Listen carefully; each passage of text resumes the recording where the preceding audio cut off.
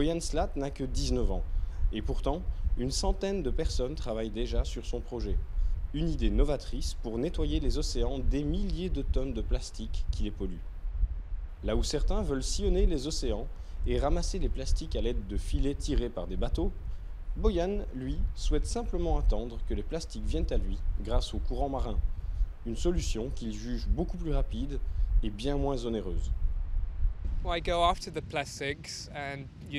Pourquoi utiliser des filets qui vont tuer la vie marine alors qu'on peut simplement utiliser des barrières solides au fond de l'océan et capturer les plastiques de cette façon?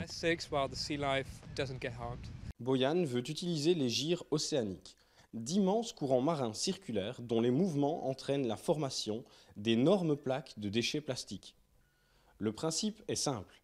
2 bras flottants de 50 km de long chacun, formant un V et arrimés au fond de la mer.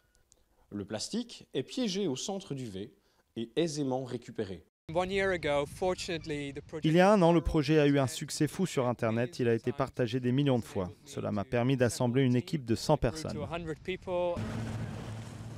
Suite à un appel lancé sur Internet, Boyan a rassemblé le budget nécessaire pour réaliser une étude de faisabilité, comme ici, dans les Açores. Boyan espère installer son premier dispositif vers 2020 dans le Pacifique Nord, où il assure pouvoir collecter près de la moitié des déchets plastiques en à peine 10 ans.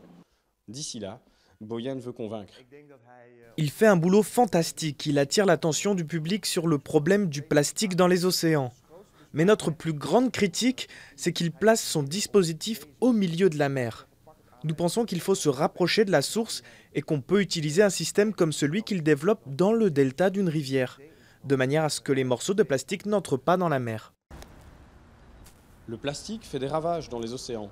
Les poissons mangent les plus petits morceaux de plastique qui se retrouvent alors dans la chaîne alimentaire. Pêche et tourisme sont également touchés. De son côté, Boyan est bien conscient que son invention n'aborde qu'un aspect du problème. Pour régler la question du plastique dans les océans, dit-il, il faudrait avant tout changer les mentalités et arrêter de les jeter.